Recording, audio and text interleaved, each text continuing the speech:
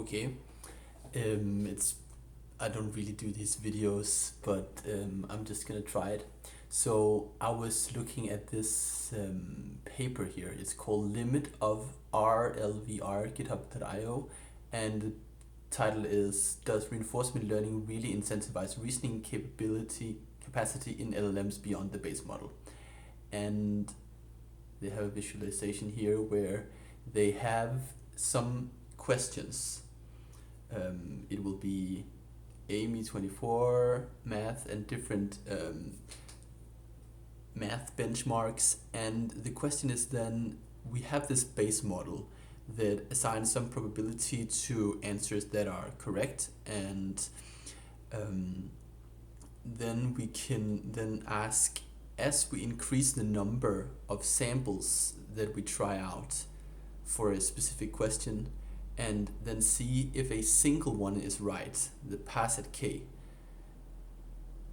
How does that increase as we increase the number of k? So we have certain situations where we do not need to be right the first time. We have some kind of verifier, or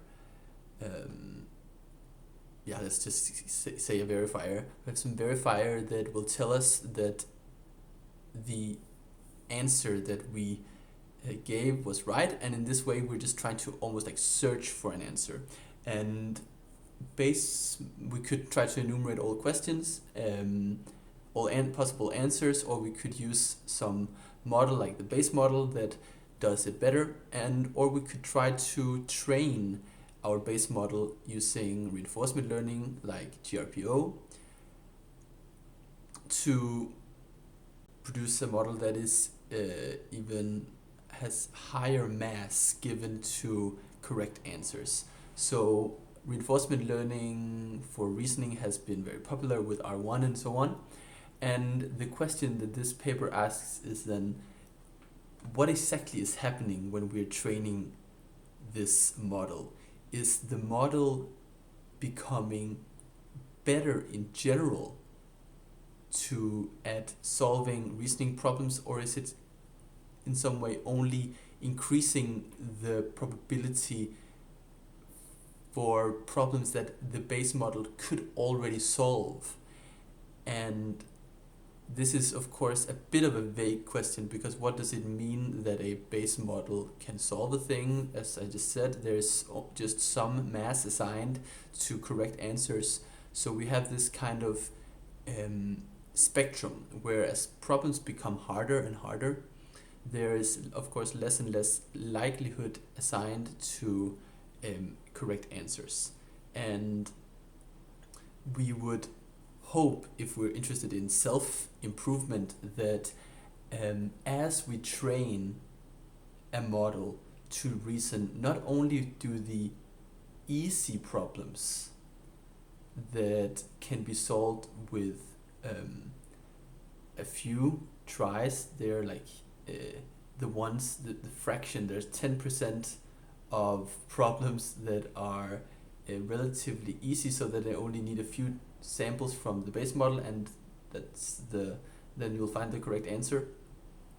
And then as you train, if you use the same number of samples, you can solve even more. So you could say that you kind of like have to compare these two to cover 20%, let's say 20% of the problems you might need with the base model to, I don't use this GIF here, but stop it.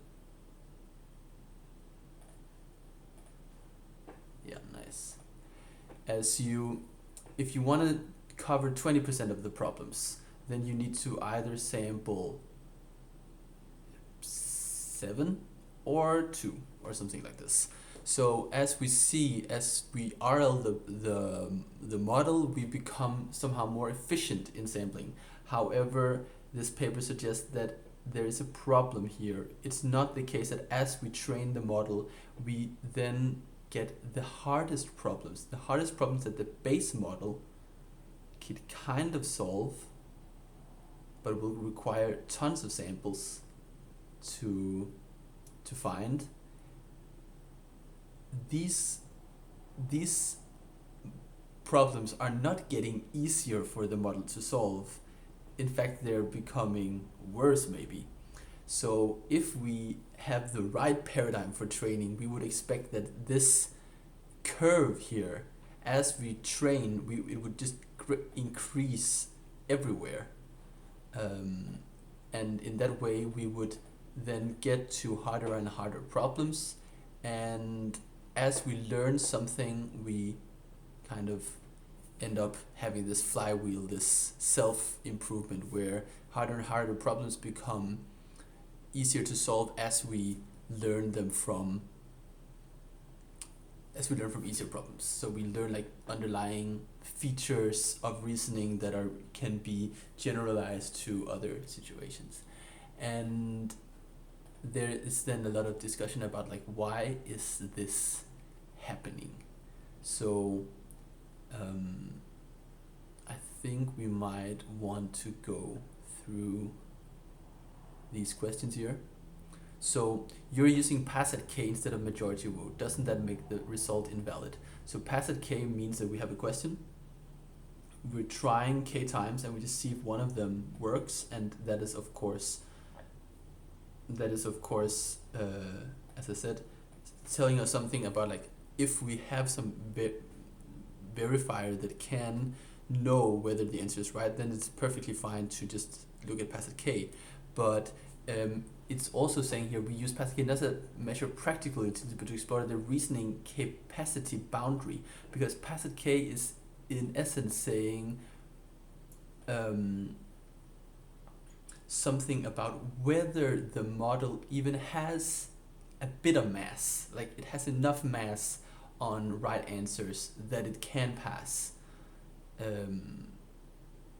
And so if we have no mass at all, if pass at k is very low, then we cannot solve the problem at all, and we want this pass at k to kind of increase.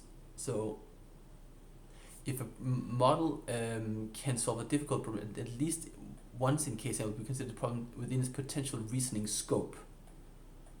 So we have like some kind of k scope, you could say, because we cannot say really whether a model can or cannot, but it has a k scope, and we want with RL to increase the k.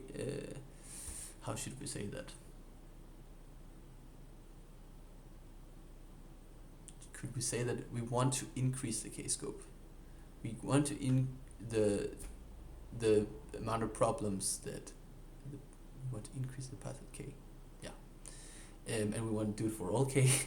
If RL training truly expands reasoning, we would expect the RL to solve much more problems than the base. So again, we are here. As we see, we can view this as the scope of it, like it covers 80% of the problems in this data set, and it is a lower scope as if we use k here. And we want that as we train, we improve upon the scope, like more and more problems that lie outside the scope become accessible to the model, because maybe it learned it from the reward that it could get and signal it could get from easier problems. And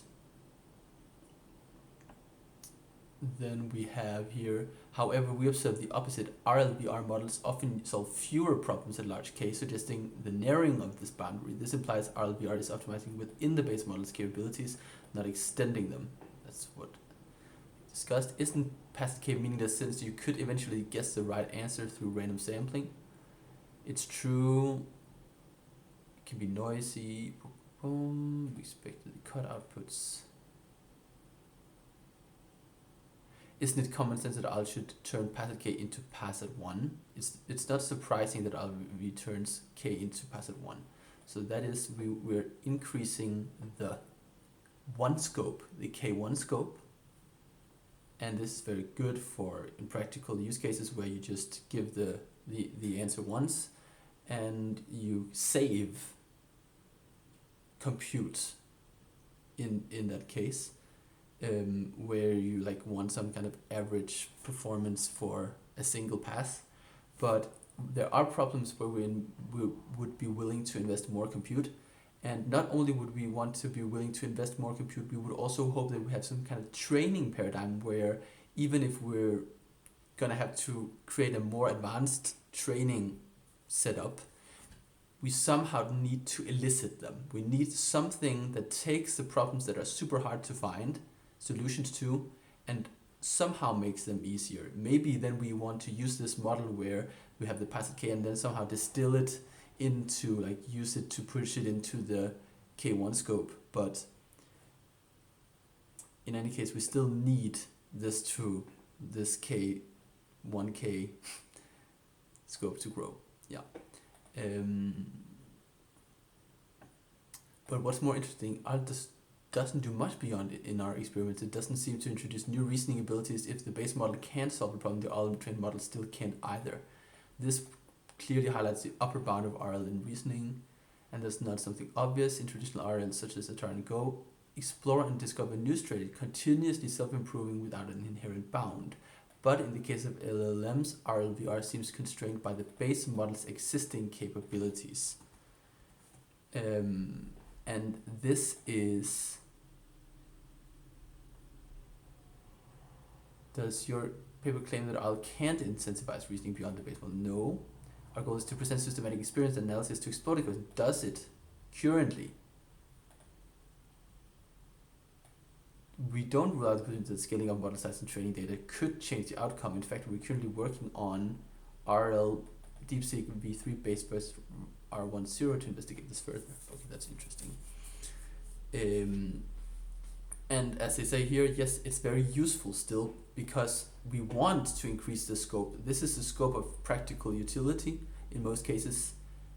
We just, if we want self-improvement and not just like, this is a more robust model in some sense, like if you try out a problem, there will be a higher chance that you actually solve the problem. So that's very good.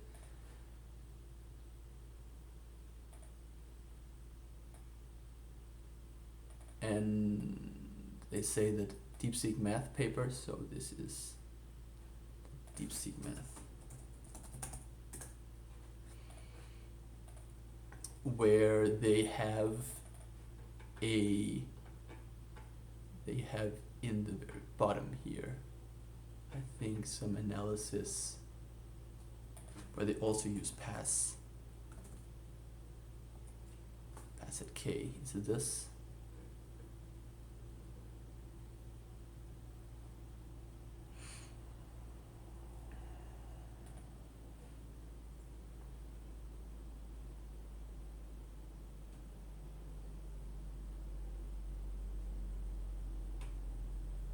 So this is an instruction to model. It's earlier in the pipeline, and it performs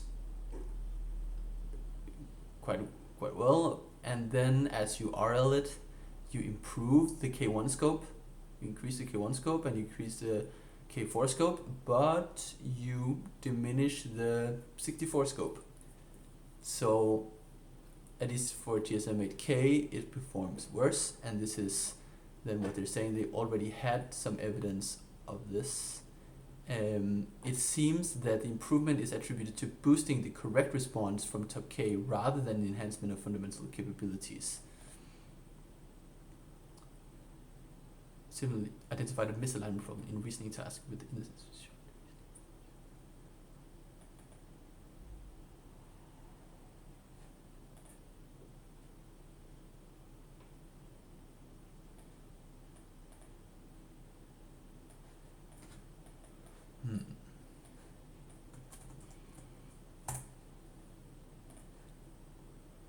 And yeah, so they have all these models, like, I shouldn't say they, but Yang Wei, I don't know how to pronounce it.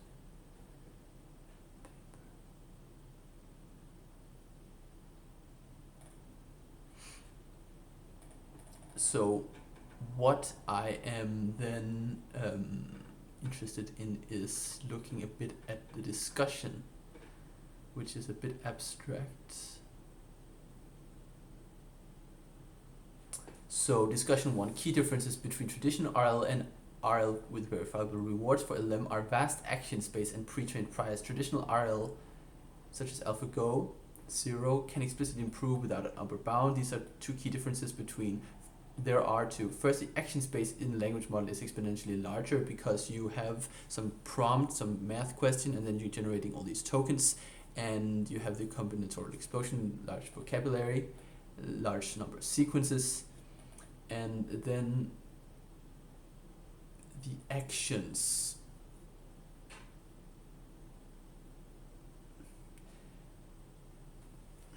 Is the action space much larger in Go or Atari? Because it depends a bit on what you view as the, because normally in this situation you will view not the sequence as the action. It's not a bandit, but it's a MDP, a token MDP, where you're appending and you're getting to the next state of having this sequence of tokens.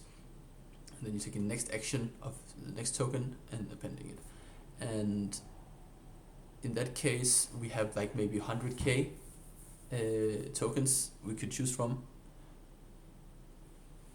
But we also have, in practice, some, what do you have, very large action spaces. But there is also something about the entropy, in a way, of this. You cannot really take any token as the next token, and it should maybe be counted. But in Go, I have not played Go, but you have some options, and yeah, you have maybe, I don't know, on the order of 100, I guess, at most. I think there's some rules about where you can put the next, that it has to be close to an existing one or something. So that's of course much smaller. RL algorithms, and in Atari you're playing with the joystick and so on, and you have a very small action space. RL algorithms were not originally designed to handle such a vast action space, which makes it nearly impossible to solve the reward signal effectively if training starts from scratch. Maybe, I think PPO was originally meant for, or like investigated in the context of continuous robotics, so which makes it nearly impossible to explore the reward signal effectively. The second distinction is that RLVR for LLMs starts with a pre-trained base model with useful prior, whereas traditional RL often begins from scratch. The pre-trained model guides the LLM in generating reasonable responses, making the exploration significantly easier. So it's a kind of a, yeah, that's what they say, it's a double-edged curse, because you could think that this was why one should be optimistic about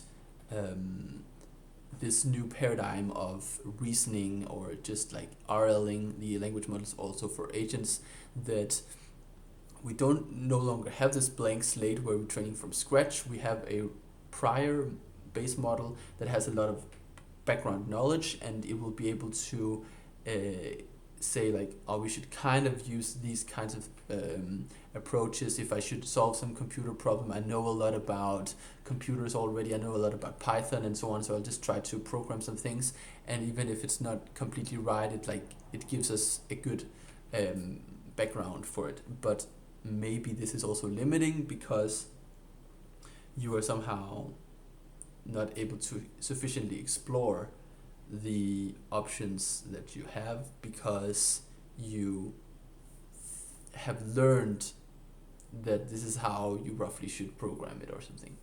Since the sampling of responses is guided by the pre-trained prior, the policy may struggle to explore new reasoning patterns beyond what the prior already provides. So if we have the K1 scope, then there are some things in here, some patterns that are useful for solving the problem, and it is also useful for solving another problem. So what is the difference here when you move to, like, we do not know, of course, if the actual scope of problems is the same roughly, but you would assume that like as we go from here to here, we're adding new problems that were not is now inside the scope, and these problems have been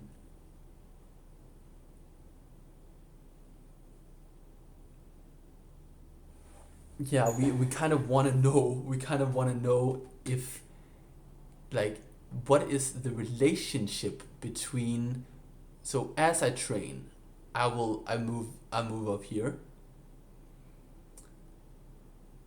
then there is some things, some features of reasoning that make it that my scope increases here.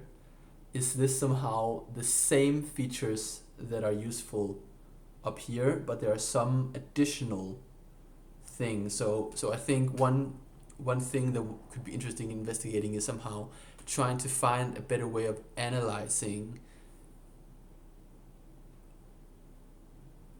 difficulty in problems versus the features versus the training progression and the how like the different scopes change and so on. But it's a bit hard to conceptualize.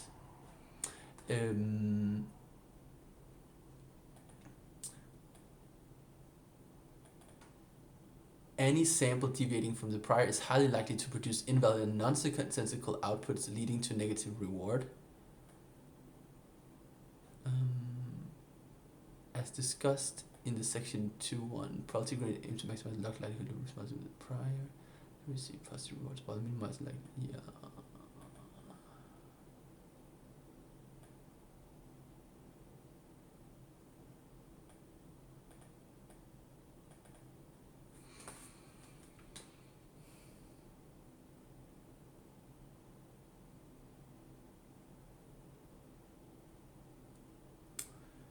and then we have that they say, okay, but distilling a very good model like R1 into the smaller models, that works well and improves on the scope because you actually get information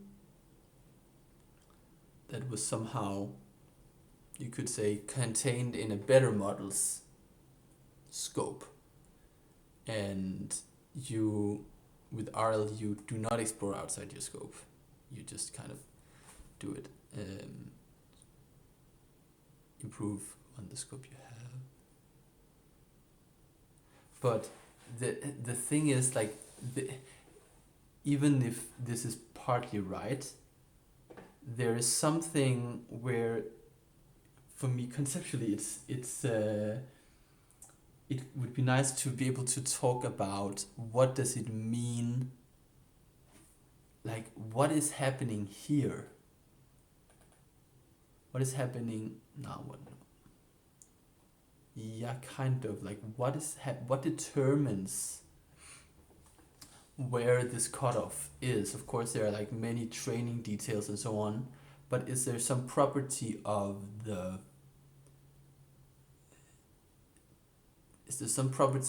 dataset and the base model that explains a lot about like how, because they also say like even if we use different kinds of RL techniques, we get roughly the same results.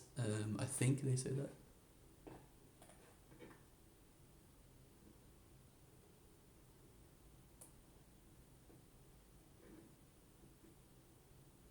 Yeah, they try these different techniques.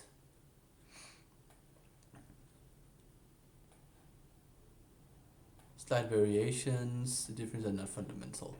So, is there something about problems where the problems become so rare to solve that the RL will have too little signal to do anything, and therefore they will not prioritize it, and so on? Is there any pattern, deeper pattern that we could try to make use of in order to understand the evolution of these scope curves. Yeah. And then what do they say more?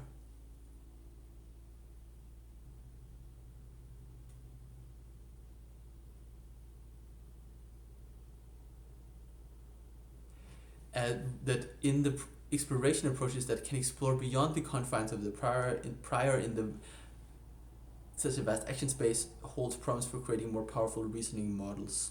So right now GRPO is sampling from the current state of the model, sampling this group of answers to compute the advantage and also basing it on this.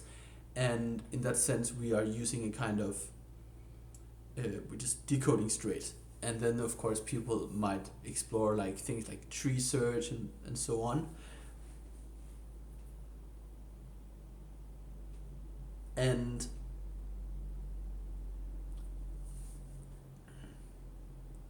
I think in RL there's this distinction between the behavior model, or what they call the behavior model, which is this model that is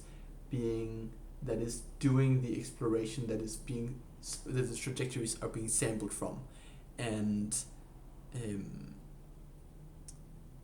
right now there is not so much a distinction between what kind of what is the model that is being tuned and what is the model that is used for behaving the policy. Sorry, not the because in essence like a tree search or whatever can somehow like induce another policy. And yeah, so what I then also found is that they have this other paper here, I think. Where is it?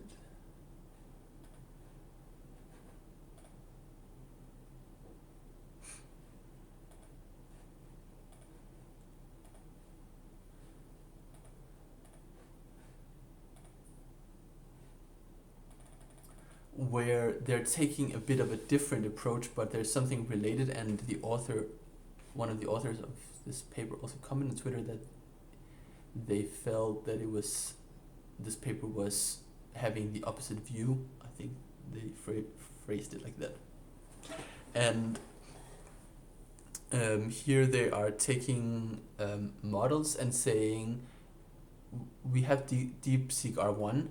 In DeepSeek R1 paper, they are saying there's a zero RL training, which they have different pipelines, but zero RL training, they're starting from the base model and they're just RLing directly without any supervised fine tuning or anything in between. And then they with this have this aha moment where as you train using the GRPO, you will then at some point see that the model starts having this behavior of double checking or like realizing something and having these patterns of reasoning, and that this is what you could expect to return to this, is that you could expect that learning to say aha or like learning to say wait, learning to do different kind of, I think they call it cognitive behaviors or something. No, cognitive behaviors such as verification, that this is something that is a general feature of reasoning that is useful for solving one problem here, and if you start doing that also, you will also start increasing the probability of solving some harder problem that was outside your scope, and it's then moving into the scope. So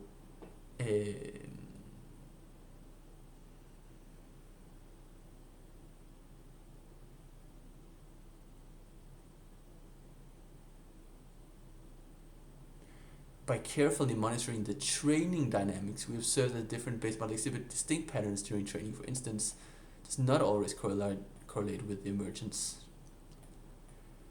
And there is probably a lot to look at here, but increased response length does not always correspond to the aha moment. For the first time, we observe a significant increase in the frequency of specific cognitive reasoning behaviors, and enforcing rigid format reward significantly penalizes exploration, particularly for base models that initially struggled with instruction following.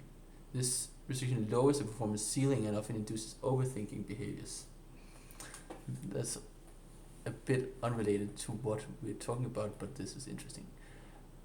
The difficulty level of the training data must closely align with the base model's intrinsic exploration capabilities, otherwise zero RL will fail.